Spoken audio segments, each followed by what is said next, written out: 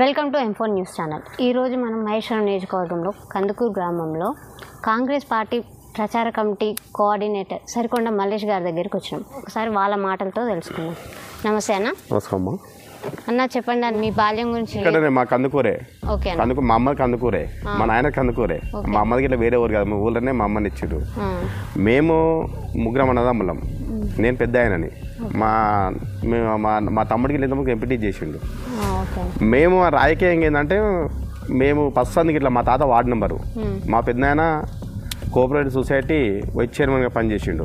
మా నాయన 95లో సర్పంచ్ పోటీ చేసి ఓడిపోయిండు.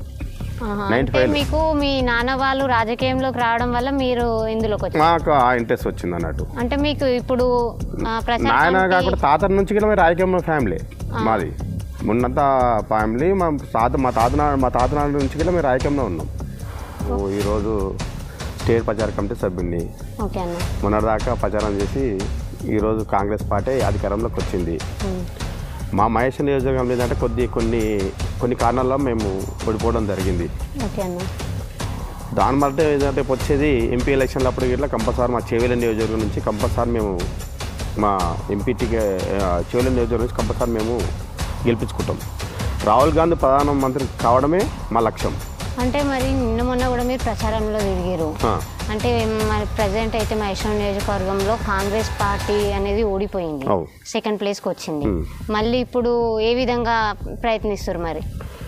అంటే కొన్ని అనివార్య కారణాలు మా క్యాండిడేట్ అంటే తొందరగా రాకపోవడము, అప్పుడప్పుడే డిక్లేర్ చేయడం క్యాండిడేట్ని. ఇప్పుడు సంవత్సరాలు కొంతమంది 5-6 సంవత్సరాల నుంచి ప్రచారంలో వాళ్ళు ఉన్నారు. ఇప్పుడు సబితారెడ్డి ఇంతకుముందుకు ఆమె కాంగ్రెస్ నుండి గెలిచి అవతలకు పోయి ఆమె పిరివి నేనే నిలబడతాను చెప్పుకున్నది. మా కేఎల్ఆర్ సార్ ఏంది వారం రోజుల ముందే వచ్చిండు.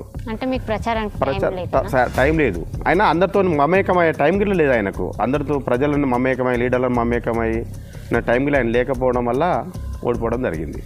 ఓకే అన్న. అంటే ఇప్పుడు మీకు కాంగ్రెస్ పార్టీ నుండి ప్రచార కమిటీ కోఆర్డినేటర్గా ఉన్నారు కదా, అంటే ఇప్పుడు ఇదేనా? ఇంతకుముందుకు ఏదైనా పదవి ఉండేనా మరి మీకు? నేను ఇంతకుముందుకు 2006లో వార్డు నెంబర్ గెలిచిన. ఎక్కడ?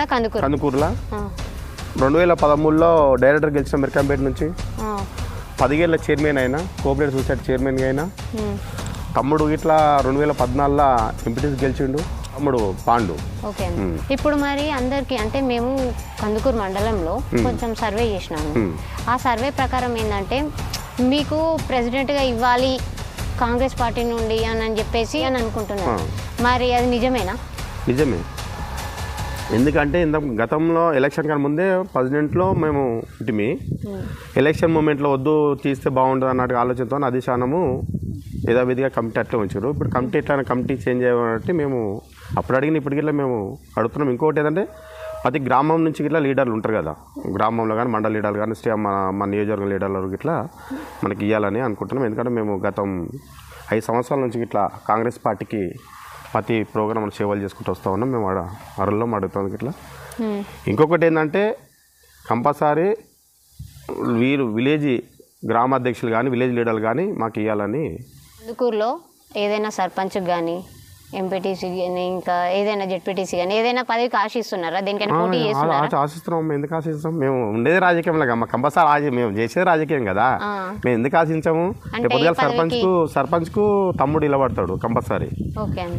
నేను జెడ్పీటీసీకి నిలబడదామని అనుకుంటున్నాను. ఓకే అన్న. ఇప్పుడు కాన్స్టిట్యున్సీ లెవెల్లో చూసుకుంటే మహేశ్వరం కాన్స్టిట్యున్సీలో కాంగ్రెస్ పార్టీ ఓడిపోయింది, సెకండ్ ప్లేస్లో ఉంది. ఓడిపోయిందంటే కంప్లీట్గా సెకండ్ ప్లేస్లో ఉంది. అంటే మరి ఇప్పుడు కార్యకర్తలు ఏమైనా మళ్ళీ కాంగ్రెస్ పార్టీ లేదు కదా ఇక్కడ అని చెప్పేసి బీఆర్ఎస్ పార్టీలోకి వెళ్ళాలి, బీజేపీలోకి వెళ్ళాలి అని ఏమైనా ఆలోచన ఏమైనా ఉందా ఎవరి దగ్గర? లేదన్నమాట. ఎట్లుంటుంది ఈ రోజు ఇంకా ఇప్పుడు అధికారం లేనప్పుడే కరడుగట్టిన కాంగ్రెస్ కార్యకర్తలు ఉన్నాం. అధికారం లేనప్పుడే ఈరోజు స్టేట్లో అధికారం వచ్చింది. మాకు ఎందుకు నిరుత్సాహపడతాం? పోతే మాకు సీటు పోవచ్చు, అధికారంతో ఉంది కదా. ఇప్పుడు అధికారం ఉన్నప్పుడు మేము ఎందుకు నిరుత్సాహపడతాం? ఏ కార్యకర్తకి నిరుత్సాహపడతలేరు. ఎందుకంటే నిరుత్సాహపడడానికి అవసరం లేదు ఇలా. ఎందుకంటే మాకు స్టేట్లకు మా కాంగ్రెస్ కొన్ని కారణాల వల్ల మేము ఇక్కడ ఎమ్మెల్యే సీటు ఓడిపోయినాం. మాకు ఈరోజు కాంగ్రెస్ అధికారం ఉన్నాం. ఇలా ప్రజల ప్రభుత్వం వచ్చింది, ప్రజా పాలన వచ్చింది. మీకు 30 రోజుల్లో తెలిసిపోతుంది చాలామందికి ఇలా జనాలలో ప్రజాపాలన. ప్రజలతానికే అధికారులు వస్తున్నారు. ఇంతకుముందు గడిల పాలన ఉండే, గడిల పాలన ప్రజల పాలన వచ్చింది కదమ్మా. అందుకని నిరుత్సాహం బాగా ఉత్సాహం ఉన్నాం బాగా. ఇది ఓడిపోయిందని చెప్పి రేపు ఎంపీ ఎలక్షన్లో గత 3-4 నెలల్లో మనకు 2 నెలలు 3 నెలల్లో ఎంపీ ఎలక్షన్లు వస్తాయి. ఆ ఎంపీ ఎలక్షన్లో ఇంకా ఉత్సాహంగా ఉన్నాం. రెట్టింపుతో ఇంకా కాంగ్రెస్ పార్టీని గెలిపించాలి, ఇక్కడ ఎంపీని గెలిపించాలని. కాంగ్రెస్ గవర్నమెంట్ వచ్చిన తర్వాత ఎమ్మెల్యేనే కాకుండా నార్మల్ పీపుల్, సామాన్య ప్రజలు కూడా ఆయనని కలవాలంటే అంటే ఒక ఫ్రెండ్లీ సీఎం లాగా అయిపోయింది ఇది. దీనిపైన మీ అభిప్రాయం చెప్తారండి? అమ్మ, ఈ రోజు ఏంటంటే మా ముఖ్యమంత్రి గారే చెప్పిండు, నన్ను అందరు అన్న పిలుస్తారు. నన్ను అన్న అంటేనే నాకు అది సరిపోతుంది. నా సారా అనొద్దు. మా ముఖ్యమంత్రి గారు నన్ను సారా అనొద్దు. ఇప్పుడు నాకన్నా మా ముఖ్యమంత్రి గారు 10 ఏళ్ళు పెద్దోడు, అన్ననే పిలవండి. పెద్దోళ్ళు ఉంటే తమ్ముడని పిలవండి, ఆ పిల్లగాడని పిలవండి అని మా ముఖ్యమంత్రి గారే చెప్తుంది కదా. ఈ రోజు ఏంటంటే ముఖ్యమంత్రి గారు ఇట్లా ఈ రోజు ముఖ్యమంత్రి కాదు, మేము ప్రజాబలం, మనకు ప్రజలు ఓట్లేసిరు, మా ప్రజల సేవకులు మనం. ఈరోజు సేవకులో పనిచేయాలి మనం అధికారం ఉందని చెప్పి దావంతో పనిచేద్దామని చెప్పేసి మా ముఖ్యమంత్రి గారే చెప్తుంది కదా. అందుగురించనే ఎక్కడైనా సరే ఒక్కరే పోతుండా, ఢిల్లీకి పోతుండు, ఒక్కరైతే పోలే కదా. ఉప ముఖ్యమంత్రి దొరకపోయాడు, మంత్రం దొరకపోయి కలుస్తున్నాడు. ఇంతమందికి ఒక్కరే పోయి ఏం మాట్లాడుకుని తెలియకపోతుండే, ఇద్దరు పోతే అయితే ఏం మాట్లాడుకుని తెలుస్తుంది కదా. అందుకొంచెం ఏది ఉన్నా ముఖ్యమంత్రి గారు బహిరంగంగానే చెప్తుండే. ఏదున్నా ఇది ఒకటే కాదు, ఏ విషయమైనా సరే ఎట్లా చేయాలనేది ఇట్లా బహిరంగంగానే. లోపల ఇప్పుడు నరేంద్ర మోడీని ఏం మాట్లాడండి, ఆయనతో ఏం మాట్లాడిందని కేసీఆర్కి నరేంద్ర మోడీకి తెలుస్తుండే. పక్కకు పోయినప్పుడు ఉప ముఖ్యమంత్రికి ఇట్లా ఈ రోజు పోయి ఇద్దరు కలిసి మాట్లాడితే తెలుస్తుంది కదా.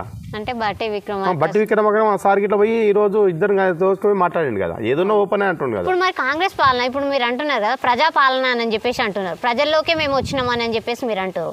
అంటే అది పార్టీ అని చూడకుండా ప్రజలు ఎవరు వచ్చినా సరే నాకు ఈ బాధ ఉంది అన్న అంటే వాళ్ళ దగ్గరకు పోయి మీరు వాళ్ళ ప్రాబ్లమ్ సాల్వ్ చేస్తారా, లేదంటే సేమ్ బీఆర్ఎస్ ప్రభుత్వం చేసినట్టుగా అదే విధంగా చేస్తారా? మీరు ఏ విధంగా చేస్తారు? ఇప్పుడు ఇంతకన్నా ముందేమో బీఆర్ఎస్ లేదంటే మా కార్యకర్త మా కండు వేసుకుంటే మేము పని చేస్తామన్నారు. మేము అట్లాంటి పని కాదు మేము చేసేది. ఎవరు వచ్చినా వాళ్ళ సమస్యల మధ్య మా తాను తీసుకుని మా దృష్టికి వస్తే ఇమ్మీడియట్గా మేము అది పోలీస్ స్టేషన్ కావచ్చు, ఎంఆర్ ఆఫీస్ కావచ్చు, ఎండి ఆఫీస్ కావచ్చు, మెయిన్ 3 ఉంటాయి. ఈ 2 ఉంటాయి మెయిన్. జనాలకి ఏముంటుంది, పంచాయతీ ఎంఆర్ ఆఫీస్ ఉంటుంది, ఎంఆర్ ఆఫీస్ కాడికి. Second police station. ఇవన్నీ వాళ్ళు ఎవరు వచ్చినా జనాలు ఈవెన్ టీఆర్ఎస్ వాళ్ళు వచ్చినా మేము పనిచేసి పెద్దని రెడీ ఉన్నాం అమ్మ. ఇలా మామూలు పీపుల్స్ ఇట్లా మా తానికి వస్తారు, ఎవరు వచ్చి మామూలు జనాలు వచ్చా ఇట్లా వాళ్ళకి మేము పనిచేస్తాం రెడీ ఉన్నాం మేము ఈరోజు. మేము మా కండు వేసుకో లేకపోతే మా పాటలు చేరు అన్న మనం అంటలేము. అట్లాంటి దుర్భరమైన పరిపాలన మాకు వద్దాం, అట్లాంటిది వద్దు అని చెప్పి మేము ప్రజల పరిపాలన కాదు, ప్రజలకు ఏది కోరుకుంటారో ప్రజలు కోరుకున్న మేరకే మేము వాళ్ళతో వెళ్ళి వాళ్ళ ప్రాబ్లమ్ సాల్వ్ చేస్తున్నాం. అంటే మాకున్న బాగా అడ్వైజ్ ఏంటంటే మేము ముగ్గురం కూడా రాజకీయంలో ఉన్నాం. ఇప్పుడు ఇంకో బిజినెస్ లేదు మాకు, వ్యవసాయం చేసుకోవాలి, ఇంతో అంతో రియల్ ఎస్టేట్ వ్యాపారం చేసుకోవాలి. ముగ్గురం మేము ప్రజలకు మేము ఏ సమస్య వచ్చినా మా తమ్ముళ్ళు కానీ నేను కానీ ఏ విషయంకి వచ్చినా మేము మా దృష్టికి వస్తే 100% మాత్రం ప్రజలు ఇట్లా పిలవగానే పోతాం మేము రెడీ ఉన్నాం.